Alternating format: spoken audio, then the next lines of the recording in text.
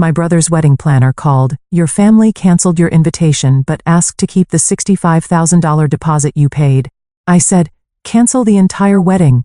She gasped. "But sir, you're not the bride." "No, but I own the venue, the catering company, and the hotel chain they booked for guests.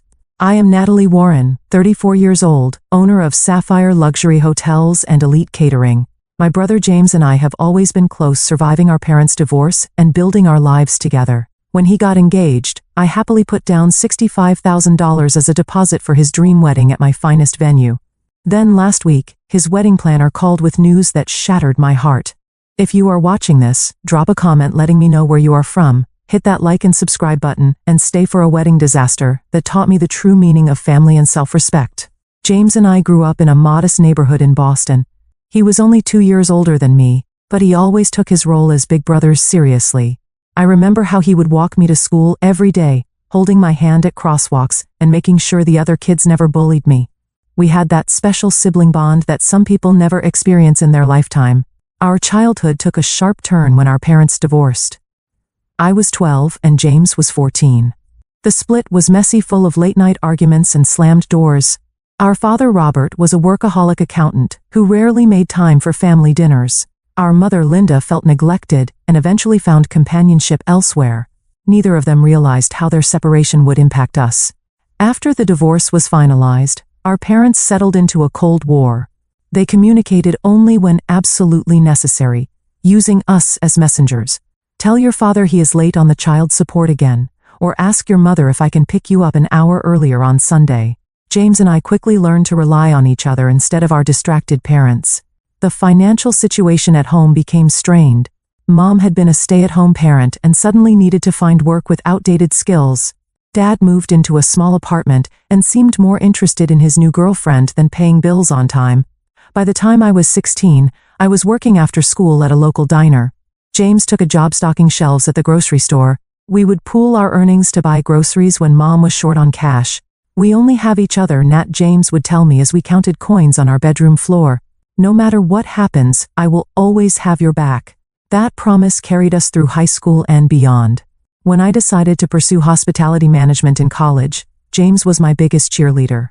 He had opted to skip college and went straight into construction, working his way up from apprentice to foreman by the time he was 23. He would send me a portion of his paycheck each month to help with my textbooks and living expenses. My career path was challenging but rewarding. I started as a front desk agent at a boutique hotel while finishing my degree. The manager noticed my dedication and promoted me to supervisor within a year. By 27, I had worked my way up to director of operations at one of the most prestigious hotels in the city. That was when I took my biggest risk. With my savings and a small business loan, I purchased a struggling historic hotel that was on the verge of foreclosure.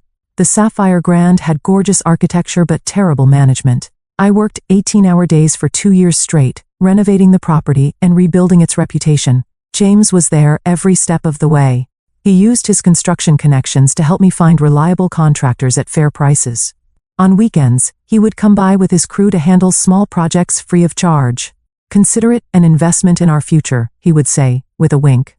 The Sapphire Grand became profitable in its 3rd year under my ownership. I used that success to secure funding for a second location, then a third. By the time I turned 30, I had 5 luxury hotels in my portfolio and had launched Elite Catering, a high-end food service company that specialized in weddings and corporate events. Throughout my entrepreneurial journey, James remained my rock. He celebrated each milestone and consoled me through every setback. When a pipe burst at the Sapphire Boston location, causing thousands in water damage, James drove 3 hours in the middle of the night to help supervise the emergency repairs. Our parents took notice of our success, but in different ways. Dad suddenly wanted to reconnect, inviting us to dinner at expensive restaurants and introducing us to his business associates. Mom became oddly competitive, comparing her modest achievements to our lucky breaks. Neither of them acknowledged that their children had succeeded despite their absence, not because of their support. Then Melissa Blake entered the picture. James met her at a charity golf tournament where my catering company was providing the lunch service. She was beautiful, polished, and came from old money. Her father owned a chain of car dealerships across the Northeast, and her mother was on the board of several prestigious cultural foundations. From the beginning, something felt off about Melissa. She spoke to the catering staff with a dismissive tone that made me uncomfortable. When James introduced us, her smile did not reach her eyes. "Oh, you are the little sister who works in hotels. How quaint," she said, looking around as if searching for someone more important to talk to. James was completely smitten. Within weeks, he was spending all his free time with Melissa. She introduced him to her country club friends and took him to exclusive restaurants where the waitstaff treated him like an outsider. Gradually, I noticed changes in my brother. He started using phrases like "the right people" and "our kind of establishment." He traded his reliable pickup truck for a luxury SUV he could barely afford. Our weekly sibling dinners became monthly, then rare, occurrences. When we did get together, Melissa usually accompanied him, checking her watch and sighing loudly when our conversations drifted to childhood memories or inside jokes she could not participate in. Melissa and her mother Eleanor made no secret of their disdain for me. At a dinner celebrating James's birthday, Eleanor asked pointed questions about my little hotel business, and seemed disappointed when I explained the scale of my operations. "Well, I suppose anyone can succeed in America these days," she said with a tight smile. "Though there is a difference between new money and established families." Melissa nodded in agreement. "It must be exhausting working in service. All those complaints and dirty rooms." She shuddered delicately. "I could never." I tried to explain that as the owner I rarely cleaned rooms myself anymore, but James interrupted. "Natalie has always been a hard worker," he said, as if apologizing for my character trait. "She will probably sell the business once she settles down and starts a family." The comment stung. James knew how passionate I was about my career. I had never expressed any desire to settle down or sell my companies. In that moment, I realized how far he had drifted from the brother who once knew me better than anyone. Despite the growing distance, I still loved James fiercely. I told myself that his behavior was a phase, that he was just trying to fit into Melissa's world. Surely the brother who had held my hand at crosswalks was still in there somewhere.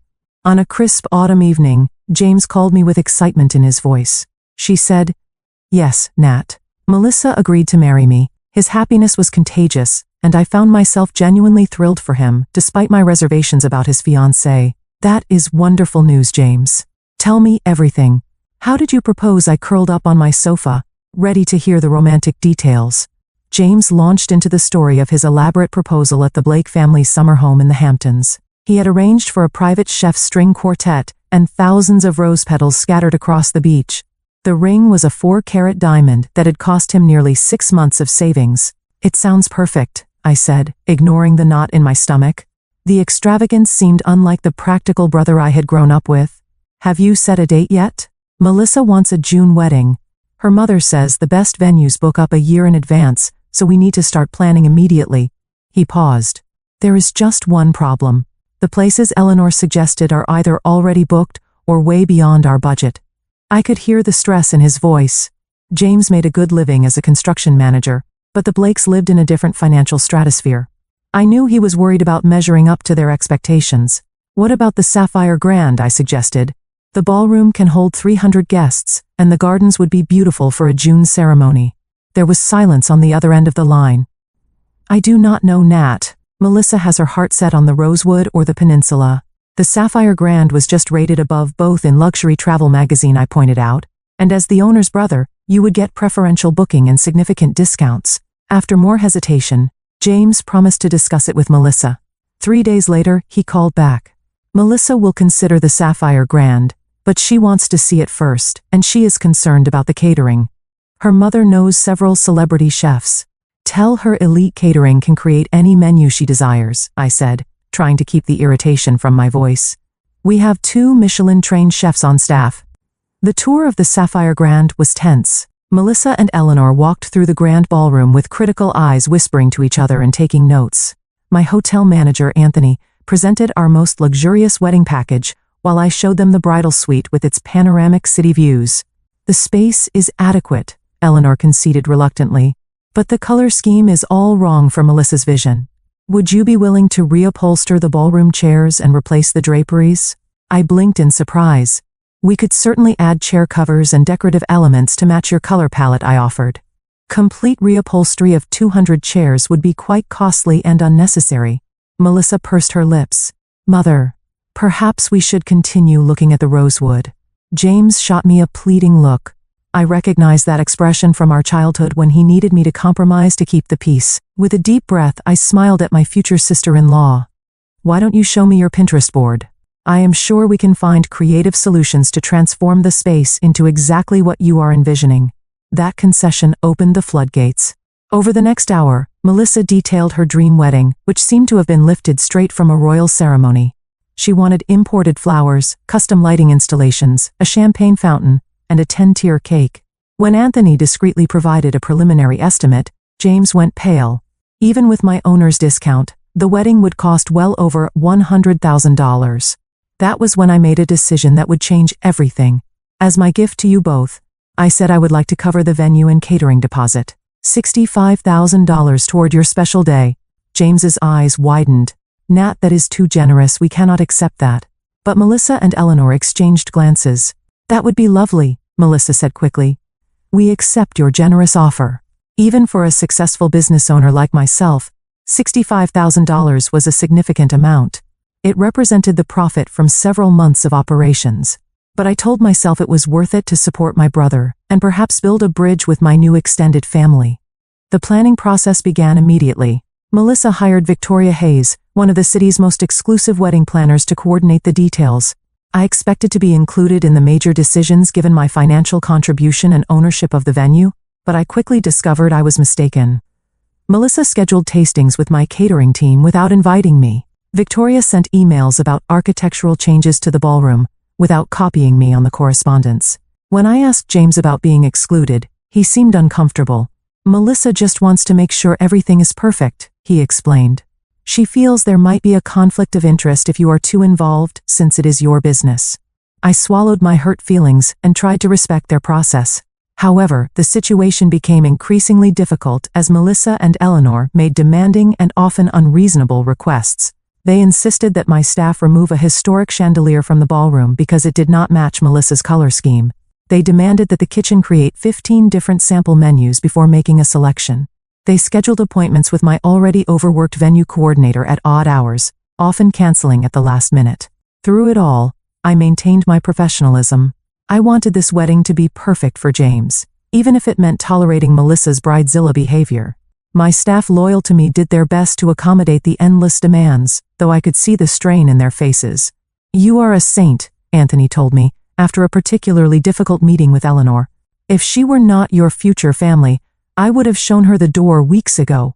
The $65,000 deposit was officially processed 6 months before the wedding date. I signed the paperwork myself, specifying that it covered the venue rental, basic catering package, and hotel rooms for the wedding party.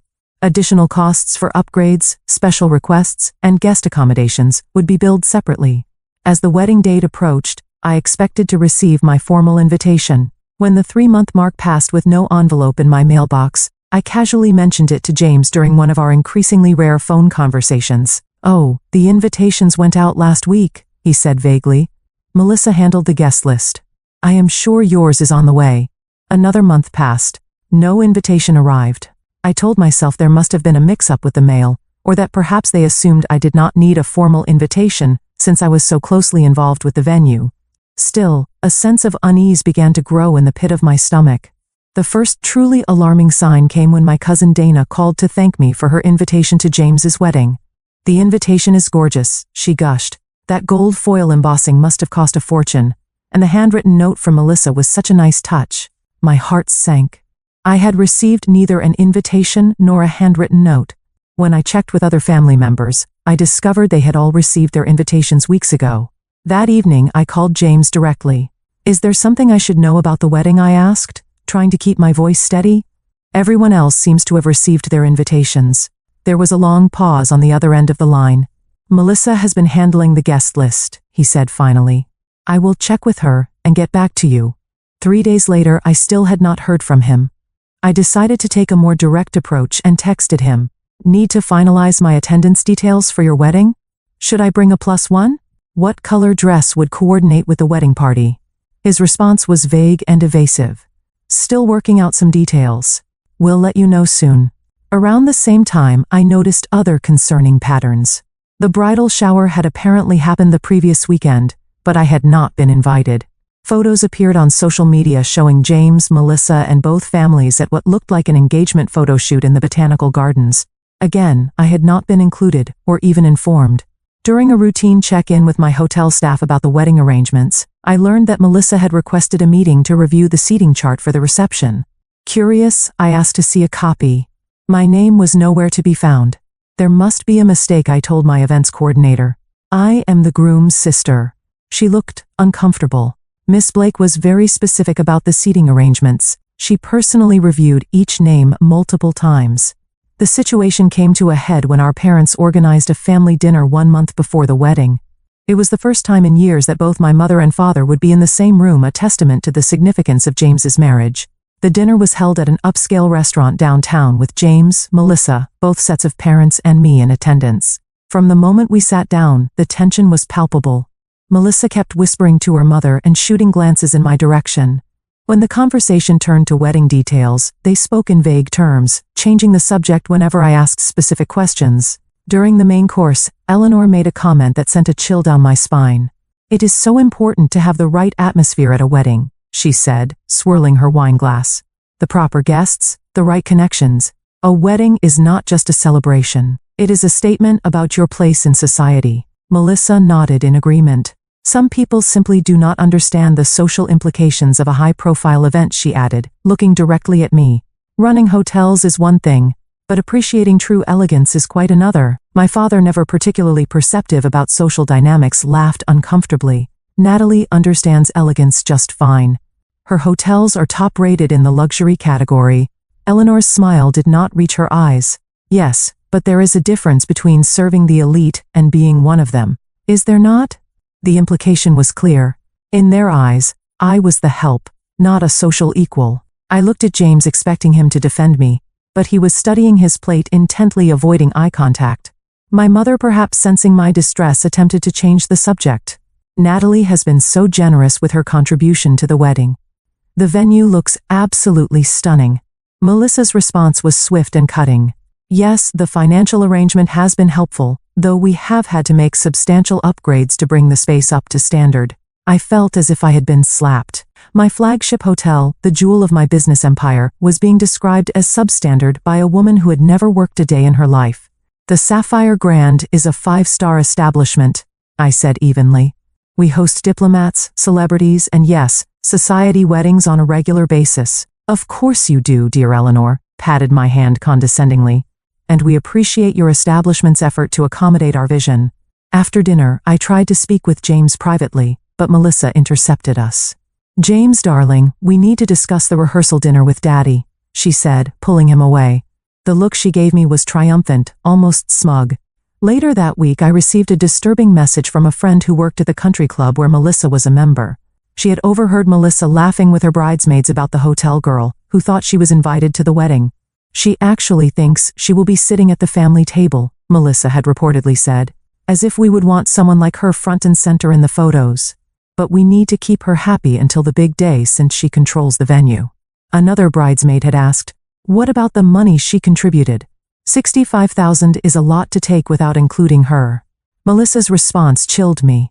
"That money is already spent. What is she going to do? Ask for it back? Besides, James says she is loaded, she will get over it." I confronted James that evening, calling him and demanding answers. "Am I invited to your wedding or not?" I asked bluntly. "Because from what I am hearing, Melissa has other ideas." James sighed heavily. "Nat, it is complicated. Melissa and her mother have very specific ideas about the guest list. They are concerned about maintaining a certain atmosphere. An atmosphere that does not include your only sister. The sister who gave you $65,000 toward this wedding." My voice cracked with emotion. "You do not understand the pressure I am under," James said defensively. "Melissa's family moves in important circles. This wedding could open doors for both of us." "Since when do you care about important circles?" I demanded. "What happened to the brother who used to say we only needed each other?" "People grow up, Natalie. They change. Maybe you should try it sometime, instead of holding on to the past." His words were like daggers to my heart. "Is that Melissa talking or you?" I asked quietly. "This conversation is not productive," he said, his voice cold. "I need to go. Melissa and I have an appointment with the florist." As I hung up the phone, I felt a deep sense of loss.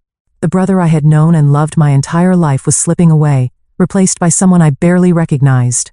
Still, I clung to the hope that this was temporary madness, that the real James would return once the wedding stress had passed. I decided to make one last attempt to salvage our relationship. I sent James a heartfelt email reminding him of all we had been through together and expressing my hurt at being excluded from his important day. I assured him that I would continue to ensure the wedding venue and catering were perfect, regardless of my personal feelings, because that was what family did for each other. His response was brief and formal. "Thank you for your understanding. I will speak with Melissa about the guest list situation." Days passed with no further communication. The wedding was now just 1 week away, and I had begun to accept that I might not be attending my own brother's ceremony, despite providing the venue and a substantial financial contribution. Then came the phone call that would change everything. It was a Tuesday afternoon when my phone rang, displaying an unfamiliar number. I was in the middle of a budget meeting with my executive team, but decided to answer in case it was related to the wedding. "Hello? Is this Natalie Warren?" A professional female voice inquired. "Yes, speaking," I replied, stepping out of the conference room. "This is Victoria Hayes, the wedding planner for the Warren Blake ceremony, scheduled at the Sapphire Grand next Saturday." Her tone was crisp and businesslike. "I am calling regarding your deposit payment of $65,000. My heart skipped a beat. Yes, is there an issue with the payment? I had processed it myself months ago, but perhaps there was some administrative problem. Not exactly. Victoria hesitated. "I have been instructed by the family to inform you that your invitation to the wedding has been cancelled. However, they would like to retain the deposit you provided." The world seemed to stop. I gripped the hallway wall for support. "Excuse me." Victoria cleared her throat uncomfortably. "The family has decided to revise the guest list. Your attendance is no longer required. However, they wish to keep the venue and catering arrangements as planned, utilizing the deposit you already paid." "Which family?" I asked, my voice barely above a whisper. "Who exactly made this decision?" "Ms. Blake and her mother provided the instruction," Victoria replied. "I was told that Mr. Warren is aware and has agreed to the arrangement. James had agreed to uninvite me from his wedding but keep my $65,000, my own brother. The same brother who once gave me half his sandwich every day at school because he knew I was too shy to ask for more food. The brother who held my hand at our grandmother's funeral and promised we would always have each other. May I ask why I managed fighting to keep my voice steady?" Victoria paused again, clearly uncomfortable with the conversation. "I was informed that your presence might distract from the event's intended atmosphere." Ms. Blake felt that the family dynamics might create tension on her special day. "Family dynamics?" I repeated incredulously. "I am his sister, his only sibling." Ms. Blake also mentioned something about your professional connection to the venue, potentially confusing guests about your role. Victoria sounded like she was reading from a script. "She specifically mentioned concerns about you being perceived as staff rather than family, given your ownership of the establishment." The cruelty of the statement knocked the wind out of me. After years of hard work building my business from nothing, my success was being used against me. I was too associated with service industry work to be worthy of attending my brother's wedding. "Did James say this?" I asked, needing to know if these were his words or Melissa's. "I have not spoken directly with Mr. Warren about this matter," Victoria admitted. "The instruction came from Ms. Blake, but she assured me that Mr. Warren was in agreement." I closed my eyes, trying to process the betrayal. "And the $65,000 I contributed, they expect to keep that money while excluding me from the event?" "Yes," Victoria confirmed, sounding increasingly uncomfortable. "The deposit is considered non-refundable at this point as stated in the contract. Ms. Blake mentioned that you had presented it as a gift not contingent on your attendance." A wave of anger washed over me, clearing away the shock and hurt. This was beyond inconsiderate. It was calculating and cruel. They had used me for my venue, my catering services, and my money, all while planning to exclude me from the actual celebration. "Ms. Warren, are you still there?" Victoria asked after a long silence. "Yes," I said, my voice suddenly calm and clear. "I want to confirm that I understand correctly. The bride and her mother have decided I am not welcome at my brother's wedding, despite my significant financial contribution, and the fact that the event is being held at my property, and my brother has apparently agreed to this arrangement." "That is my understanding, yes," Victoria replied cautiously. I took a deep breath. "Victoria, I appreciate your calling me directly. I am guessing you did not know that I am the owner of the Sapphire Grand and Elite Catering. There was a sharp intake of breath on the other end of the line. No, I was not aware of that connection. Ms. Blake introduced you only as Mr. Warren's sister, who had contributed to the wedding fund. I see, I said, a plan already forming in my mind. In that case, I have a message I would like you to deliver to Miss Blake and my brother. Of course, Victoria replied, her professional demeanor slipping as she realized the precarious position she was in. Please tell them that I said to cancel the entire wedding. Victoria gasped. But Ms. Warren, you cannot. You are not the bride or groom. You do not have the authority to cancel the event. No, I agreed. But I own the venue, the catering company, and the hotel chain they booked for out-of-town guests. And according to Section 12 of the contract they signed, I reserve the right to cancel any event that violates our company's core values, which include respect and integrity. The silence on the other end of the line was deafening. But the deposits, the guests, everything is arranged, Victoria stammered. Yes, it is unfortunate timing, I said coolly. Please inform Miss Blake and my brother that unless I receive a formal apology and invitation to the wedding by 5 p.m. today, the Sapphire Grand will no longer be available for their event. All deposits will be forfeited as per the cancellation policy they agreed to. This is highly irregular, Victoria protested. I have never encountered such a situation in my career. Neither have I admitted. But then, I have never been uninvited for my brother's wedding while being expected to fund it either. Please deliver my message promptly. I ended the call and leaned against the wall, my heart pounding. Part of me could not believe what I had just done. Another part knew it was long overdue. For too long I had allowed Melissa and her family to treat me with disrespect, while I smiled and accommodated their demands. For too long I had watched my brother transform into someone I barely recognized. The time for passivity was over. If James wanted to choose Melissa's elitist values over our lifelong bond, that was his right, but he would not do it in my venue with my money while excluding me from the celebration. Within minutes, my phone began to ring. It was James. I let it go to voicemail, then Melissa called, then Eleanor. I ignored them all, returning to my budget meeting with a serene smile that confused my executive team. Is everything all right? Anthony asked, noticing my changed demeanor. Actually, yes, I replied. I think everything is finally becoming very clear. By 4:30 that afternoon, my office, phone, cell phone, and email were flooded with messages. Victoria had apparently delivered my ultimatum, unleashing a storm of panic. The wedding was only 10 days away. Over 200 guests had confirmed their attendance. Deposits had been paid to florists, photographers, and entertainers. At precisely 4:55, there was a commotion in the hotel lobby. James had arrived with Melissa and both sets of parents in tow. It was time to face the consequences of my stand. I instructed my assistant to escort the wedding party to my private conference room rather than my office. This was no longer a family matter, but a business dispute, and I wanted the setting to reflect that distinction. When I entered the room 5 minutes later, the tension was palpable. Melissa was red-faced and teary, clutching her mother's hand. Eleanor looked apoplectic, her lips pressed into a thin line. My parents appeared confused and distressed. And James, my beloved brother, looked like a stranger, his face a mask of anger and embarrassment. What the hell do you think you are doing? He demanded, as soon as I closed the door behind me. I remained standing, hands clasped in front of me, and forcing the terms of our contract, I replied calmly, and standing up for myself finally. Melissa's father, Howard Blake, stepped forward. He was a large man accustomed to intimidating others with his physical presence. This is outrageous. We have a binding agreement. You cannot simply cancel a wedding with 10 days' notice. I met his gaze steadily. Actually, I can. Section 12 of the venue contract clearly states that the Sapphire Grand reserves the right to cancel any event that violates our ethical standards or poses a reputational risk to our establishment. Ethical standards, Eleanor scoffed. What nonsense is this? Attempting to exclude the venue owner from an event while retaining her financial contribution constitutes fraud, I stated. That violates both ethical standards and potentially the law. We did not exclude you, Melissa, protested, tears streaming down her face. We simply revised the guest list. By removing only me, I pointed out. After accepting my $65,000 contribution, my mother stepped forward, clearly confused. Natalie, what is going on? Why would you not be invited to your own brother's wedding?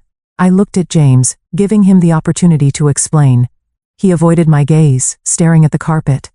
Perhaps James or Melissa would like to explain their reasoning, I suggested, after the silence stretched uncomfortably. This is a misunderstanding, James finally said, his voice lacking conviction. Victoria must have confused the instructions. Victoria Hayes, who had been quietly observing from the corner of the room, straightened her spine. I followed Miss Blake's instructions exactly as they were given to me. I was told to inform Miss Warren that her invitation had been rescinded, but that the deposit would be retained. Eleanor waved her hand dismissively. This is ridiculous. So there was a miscommunication about the guest list. It happens with large events. That is no reason to threaten the entire wedding. This was not a miscommunication, I said firmly. This was a deliberate decision to exclude me while keeping my money. You offered that money as a gift, Melissa snapped, dropping all pretense of civility. Gifts do not come with conditions. Actually, they often do, I countered. Especially when the gift is a business transaction with a signed contract. Howard Blake pulled out his cell phone. This is absurd. I am calling our attorney right now. We will sue you for breach of contract. You are welcome to do that, I replied. But the contract is quite clear about my right to cancel under these circumstances. Additionally, I have documentary evidence of the bride's intent to defraud me by accepting my financial contribution while planning to exclude me from the event. That is a serious accusation, Howard growled. Yes, it is, I agreed. Almost as serious as telling your daughter it is acceptable to take $65,000 from someone and then ban them from the event they funded. My father, who had been uncharacteristically quiet, finally spoke. James, is this true? Did you agree to exclude your sister from your wedding? James looked trapped, his eyes darting between Melissa and me. It is complicated, he muttered. It is actually quite simple, I said, feeling a strange calm despite the chaos. Either I am welcome at my brother's wedding as a full and respected family member, or there will be no wedding at the Sapphire Grand. Melissa burst into fresh tears. You cannot do this. Everything is arranged. Our guests are arriving from Europe next week. The custom gown, the flowers, the band that required a 6-month deposit. I understand. It is inconvenient, I acknowledged. But so is discovering that your only sibling has decided you are not good enough to attend his wedding despite your generous contribution. Eleanor turned to James. This is ridiculous. Call her bluff. We can find another venue. I smiled thinly. With 10 days' notice in the height of wedding season, that seems unlikely. But you are welcome to try. Of course, you would forfeit the deposit here, and most other venues will require full payment up front for such a last-minute booking. The color drained from Melissa's face as she realized the impossibility of the situation. Daddy, do something. Howard Blake looked thoughtful. Perhaps we can come to some arrangement. What exactly do you want, Miss Warren? Respect, I said simply. A sincere apology and acknowledgement that what you planned to do was wrong, and a guarantee that I will be treated as the family that I am at this event. This is extortion, Eleanor hissed. No, I corrected her. This is a boundary. I have spent months accommodating every demand, absorbing every slight, and financing a significant portion of this wedding. In return, I have been treated with contempt and ultimately excluded entirely. That ends today. My mother moved to stand beside me, surprising everyone, including myself. I agree with Natalie. What you were planning is shameful, James. I raised you better than this. James finally looked up, his expression a mix of shame and defiance. You do not understand the pressure I have been under. I understand perfectly, I replied. You have been so desperate to impress Melissa and her family that you were willing to betray the sister who has always been there for you. The sister who helped put you through trade school, who celebrated every success and supported you through every failure. Something in my words seemed to penetrate the fog he had been living in. For the first time in months, I saw a glimmer of the real James in his eyes. I never wanted to hurt you, Nat, he said quietly. Yet you were willing to ban me from your wedding while keeping my money. I pointed out. How did you think that would make me feel? I thought. He hesitated. I thought you would understand that sometimes sacrifices have to be made for the bigger picture. And I was the sacrifice, I asked, my voice breaking slightly, despite my resolve to remain composed. James had no answer for that. Howard Blake cleared his throat. Let us be practical about this. Miss Warren, if we agree to include you in the wedding as requested, will you allow the event to proceed as planned? That depends, I said, turning to face James directly. Is that what you want, James? Am I just an obligation to be tolerated, or do you actually want your only sister at your wedding? The room fell silent as everyone waited for James's response. This was the moment of truth, not just for the wedding, but for our relationship going forward. James looked at Melissa, then at me, then down at his hands. I want you there, Nat, he said finally. I always did. I just got caught up in everything. The planning, the expectations, the pressure to make everything perfect. Perfect for whom, I asked softly. He had no answer for that either. Melissa stomped her foot in frustration. This is my wedding, I should decide who attends. It is our wedding, James corrected her, seeming to find his voice at last. And Natalie is my sister. She should be there. She deserves to be there. The look Melissa gave him was venomous. After this stunt, you still want her there. She just threatened to ruin our entire wedding. After you tried to exclude her while keeping her money, James countered, standing a little straighter. Think about that, Melissa. How would you feel if someone did that to you? For perhaps the first time since I had met her, Melissa seemed genuinely speechless. Here is what is going to happen, I said, addressing the entire room. I will allow the wedding to proceed as planned with the following conditions. First, I will receive a formal written apology from the bride and groom for the attempt to exclude me. Second, I will be treated with the respect due to a family member and business owner throughout all wedding events. Third, my $65,000 contribution will be acknowledged in the wedding program as a gift from a loving sister, not simply as a venue discount. Howard Blake nodded thoughtfully. Those terms seem reasonable given the circumstances. Father Melissa protested. Enough, Melissa, he said firmly. Miss Warren has us over a barrel and you know it. More importantly, she is right. What you and your mother planned was inappropriate and potentially illegal. We are fortunate she is willing to work with us at all. Eleanor looked as if she had swallowed something sour but remained silent. My parents exchanged glances, clearly processing the family drama they had walked into. Do we have an agreement? I asked, looking directly at James. After a moment's hesitation, he nodded. Yes. And Nat, I am sorry. I should have never let things get this far. It was a start, but I knew we had a long way to go to rebuild the trust that had been broken. Still, for the first time in months, I felt like I might eventually get my brother back. Then the wedding will proceed as scheduled, I said, opening the conference room door to signal that our meeting was concluded. Victoria will coordinate with my staff on the final details. As the group filed out, James lingered behind. When we were alone, he turned to me with tears in his eyes. I really am sorry, Nat. I do not know who I have become these past few months. Neither do I said honestly. But I hope you figure it out before you say I do. Marriage is hard enough when you are being true to yourself. He nodded slowly, seeming to really hear me for the first time in months. Thank you for not giving up on me, even when I deserved it. That is what family does, I replied. The real kind, not the kind that only values status and appearances. As he left to join his waiting fiancée, I wondered whether the wedding would actually take place. And if it did, what kind of marriage would follow? Only time would tell. The days leading up to the wedding were tense but productive. True to my word, I ensured that every detail of the venue and catering was perfect. My staff, who had heard rumors of the confrontation, worked with renewed enthusiasm, proud that I had stood up for myself.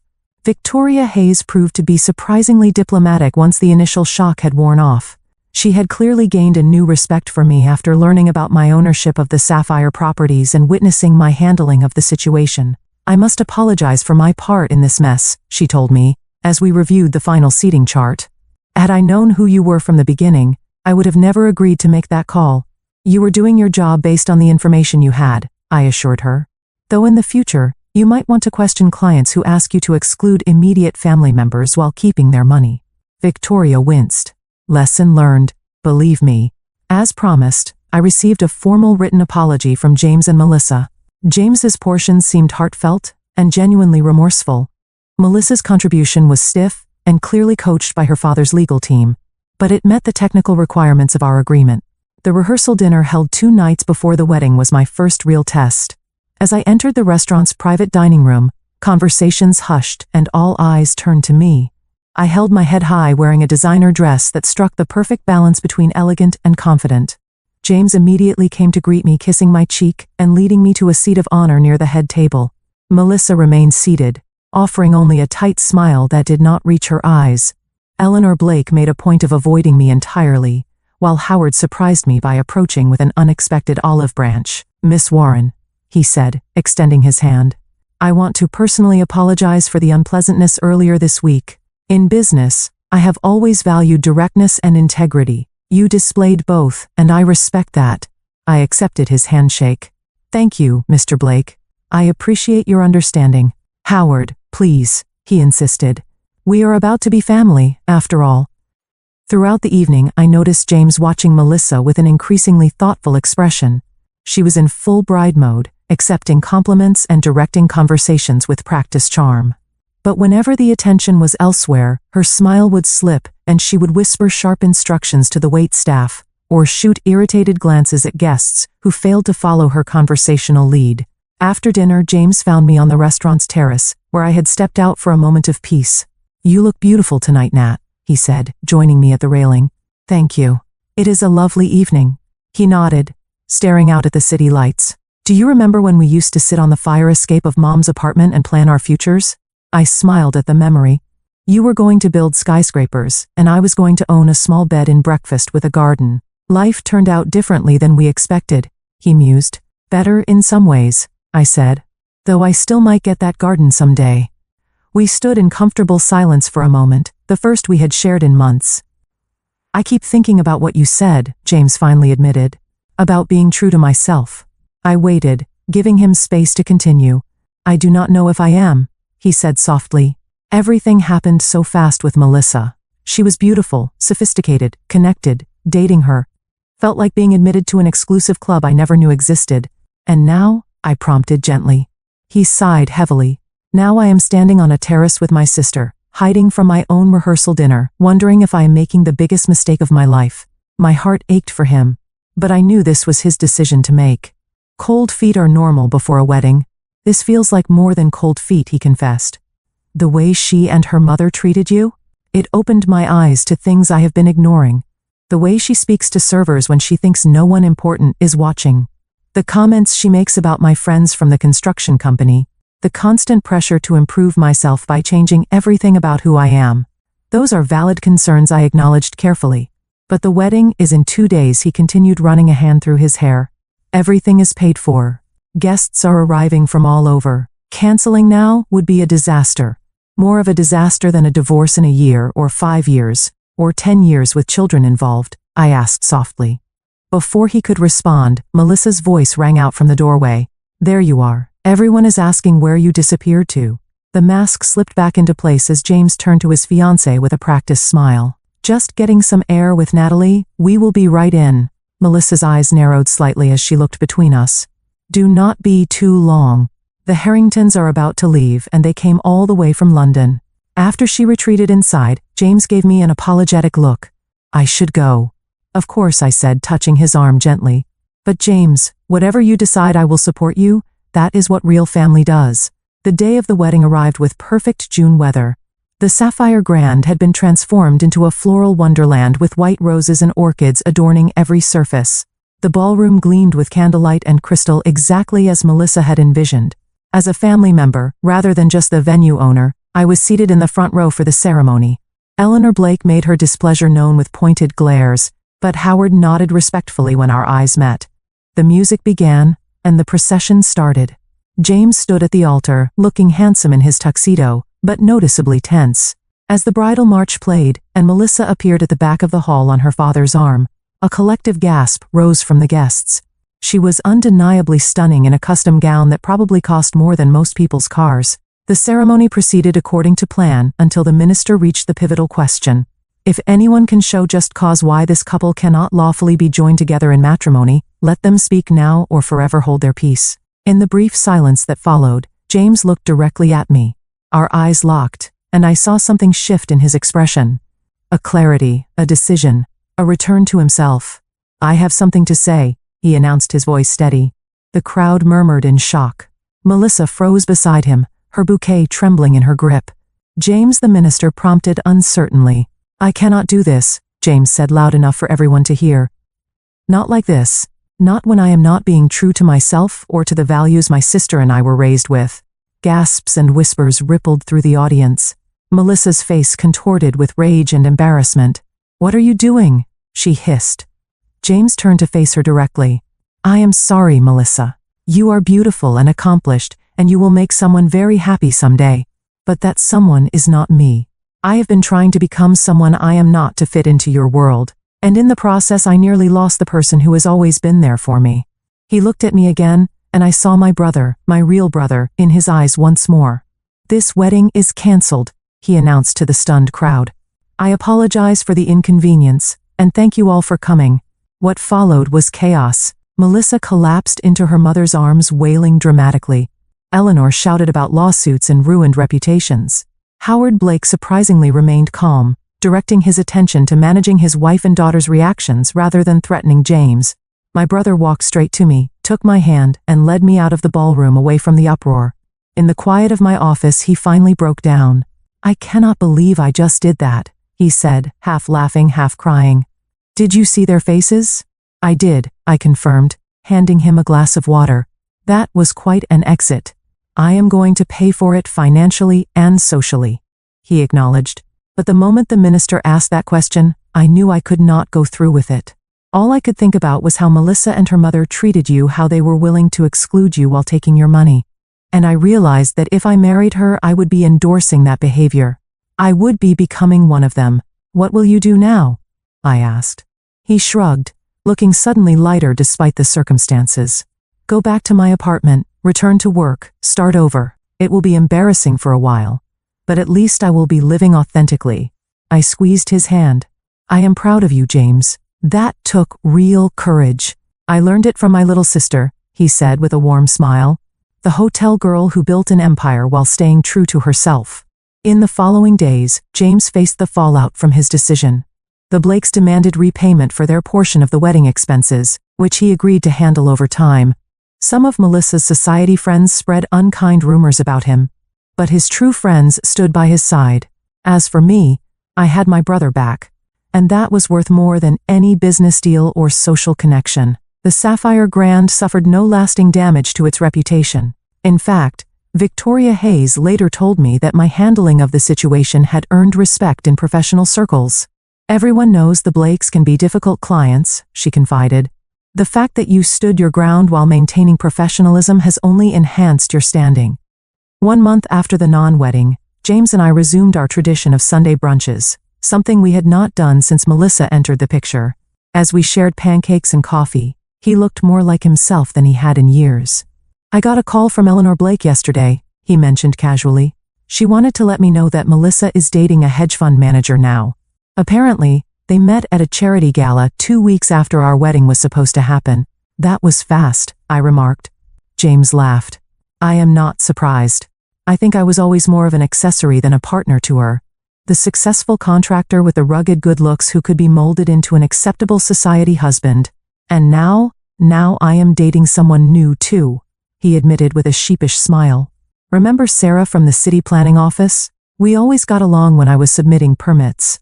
She called to check on me after hearing about the wedding, and we ended up talking for hours." "Sarah is wonderful," I said sincerely. "Smart kind, and she values you for who you actually are. That makes all the difference," James agreed. "She wants to meet you properly, by the way." I told her all about my amazing sister who saved me from making the biggest mistake of my life. "I would love that," I said, feeling a warmth that had nothing to do with the summer sunshine streaming through the window. The wounds caused by Melissa and her family would take time to fully heal, but James and I were rebuilding our bond stronger and wiser than before. Sometimes it takes nearly losing someone to realize how valuable they truly are. 6 months after the wedding that never was, I sat in my office at the Sapphire Grand, reviewing the quarterly financial reports. The hotel chain was thriving with bookings at an all-time high, and a waiting list for elite catering that stretched into the next year. A knock at the door interrupted my concentration. It was Anthony, my hotel manager, with a strange expression on his face. "Melissa Blake is in the lobby," he announced. "She is asking to speak with you." I set down my pen in surprise. "Melissa? Did she say what this is about?" "No, but she seems different. Less imperial, if you know what I mean." Curiosity got the better of me. "Send her up." When Melissa entered my office, I barely recognized her. Gone was the perfectly coiffed society princess with designer clothes and flawless makeup. This Melissa wore simple jeans, a sweater, and minimal cosmetics. Her hair was pulled back in a casual ponytail. "Thank you for seeing me," she said, her voice lacking the entitled edge I remembered. "I know this must be unexpected. Please have a seat," I offered, gesturing to the chair across from my desk.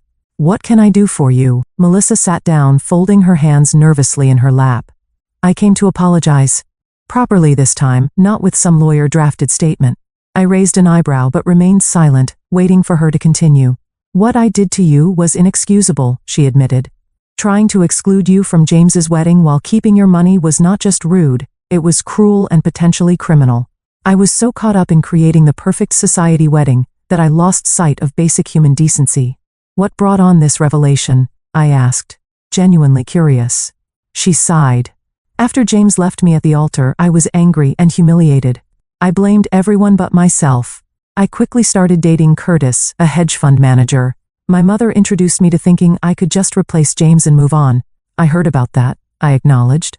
"Curtis proposed after just 6 weeks," Melissa continued. "My mother was thrilled. His family has even more money than we do. But then I overheard him talking to his friends about me." Her voice cracked slightly. "He said I was high maintenance but good arm candy for client meetings. He said he could train me to be the perfect corporate wife." "That sounds painful," I said, feeling an unexpected twinge of sympathy. "It was a wake-up call," she admitted. "For the first time, I saw myself through someone else's eyes, and I did not like what I saw. I broke off the engagement and started therapy. My mother was furious, but my father supported my decision surprisingly. Howard seemed to have more self-awareness than Eleanor," I observed. Melissa nodded. "Dad pulled me aside after the therapy announcement and told me something I will never forget. He said, 'Melissa, I indulged your mother's social climbing because I thought it made her happy, but it turned her into someone I barely recognize, and now it is doing the same to you.'" "Powerful words," I murmured. "It has been a difficult few months of self-examination," she continued. "I have had to confront some ugly truths about myself and how I treated people, especially you and James. The therapist helped me see that my behavior stemmed from deep insecurity. Despite all the privilege I grew up with, I never felt good enough on my own merits." I studied her closely, looking for signs of manipulation or insincerity. To my surprise, I found none. "I do not expect forgiveness," Melissa said, meeting my gaze directly. "I just wanted you to know that I recognize the harm I caused, and I am working to become a better person. I appreciate that," I said carefully. "Genuine apologies are rare. There is one more thing," she added, reaching into her purse. "This is for you." She handed me an envelope. Inside was a cashier's check for $65,000. "Your deposit," she explained. "It should have been returned to you immediately after the wedding was canceled. It was wrong of me to try to keep it." I stared at the check in surprise. "Thank you. This is unexpected." "It is the right thing to do," she said, simply standing to leave. That is all I wanted to say. "Thank you for seeing me." As she turned to go, I found myself asking, "Have you spoken to James?" She paused at the door. I thought about reaching out, but I decided that would be selfish. "He seems happy with Sarah from what I have heard. He deserves that happiness without me complicating things." With that, she was gone, leaving me to ponder the strange encounter. People could change, it seemed, if they were willing to face their mistakes honestly. That evening, I met James and Sarah for dinner at my newest hotel property. They were glowing with happiness, clearly well matched in values and temperament. Sarah was warm, intelligent, and treated the wait staff with genuine kindness, something I noticed immediately. "You will never guess who came to see me today," I told James over dessert. When I recounted Melissa's visit and apology, his eyes widened in disbelief. Melissa Blake admitted she was wrong and returned the money voluntarily. "Are you sure it was really her and not an imposter?" I laughed. "It was her though, a very different version from the woman you almost married." James shook his head in wonder. "People can surprise you, I guess, though I am grateful every day that I did not go through with the wedding." Sarah squeezed his hand affectionately. "So am I, selfishly. The whole experience taught me something important," I reflected. For years I defined success by my business achievements. I worked endless hours building the Sapphire brand, sometimes at the expense of personal relationships. I took pride in being self-sufficient, never needing to ask for help. "You have always been the strong one," James agreed. "But strength is not about handling everything alone," I continued. "Real strength is knowing when to stand up for yourself, when to set boundaries, and when to walk away from situations that diminish your worth. If I had not found the courage to confront you and Melissa about the wedding exclusion, I might still be letting people take advantage of my generosity while treating me as less than. I am sorry I put you in that position, James said quietly. We both learned from it, I assured him, and our relationship is stronger for having weathered that storm. In the months that followed, I made changes in both my personal and professional life. I began volunteering with a mentorship program for young women entrepreneurs, sharing not just business advice, but lessons about self-worth and healthy boundaries. My experiences with Melissa and her family had shown me how many people, especially women, struggle with standing up for themselves in both personal and professional contexts. I also reconnected with old friends I had neglected during my workaholic years, finding joy in relationships that had nothing to do with business advantage. James and I instituted a strict no-work talk policy for our Sunday brunches, focusing instead on our lives, dreams, and the simple pleasure of sibling companionship. Perhaps most surprisingly, I developed a cordial relationship with Howard Blake. After Melissa's apology, he reached out to discuss a potential business collaboration. Over lunch, he confided that my handling of the wedding situation had earned his respect. I built my car dealership empire by recognizing talent and integrity, he told me. You demonstrated both. Eleanor and Melissa may have wealth and social connections, but you have something more valuable: character. The $65,000 check from Melissa went into a special fund I created to help couples who wanted meaningful weddings without financial strain. The True Love, True Values grant provided venue and catering services at the Sapphire Grand for couples who demonstrated authentic commitment to each other and their communities. As for my brother, he and Sarah became engaged a year after the non-wedding disaster. They planned a simple ceremony in the garden of my newest hotel property, with only close friends and family in attendance. When James asked me to be his best woman, I accepted with tears of joy. On the morning of his wedding, as I helped him straighten his tie, James looked at me with gratitude in his eyes. You saved me from making the biggest mistake of my life, he said. Not just by stopping the wedding with Melissa, but by reminding me of who I really am and what actually matters. That is what family does, I replied, echoing the words I had spoken during our confrontation a year earlier. The real kind, not the kind that only values status and appearances. The lesson I learned through that painful experience was profound, true. Self-worth comes not from what you accomplish or who accepts you, but from honoring your own values and refusing to compromise them for approval or advantage. Sometimes the most loving thing you can do for yourself and others is to say no when someone tries to diminish your worth. The path to healing began with that difficult stand, continued through rebuilding authentic connections, and led to a life richer in meaning than I could have imagined. By refusing to accept disrespect, I had not only preserved my dignity, but helped others, including Melissa, confront important truths about themselves. Life offers many tests of character. The wedding that never happened became one of mine, revealing strengths I did not know I possessed, and values I would never again compromise. In standing up for myself, I discovered that self-respect is the foundation upon which all meaningful relationships must be built. You cannot control how others treat you, but you always have the power to decide what treatment you will accept. Sometimes saying no is the first step towards saying yes to the life you truly deserve. Have you ever had to stand up for yourself when someone tried to take advantage of your generosity? Share your story in the comments below.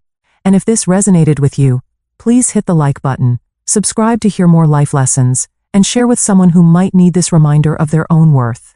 Thank you for listening to my story.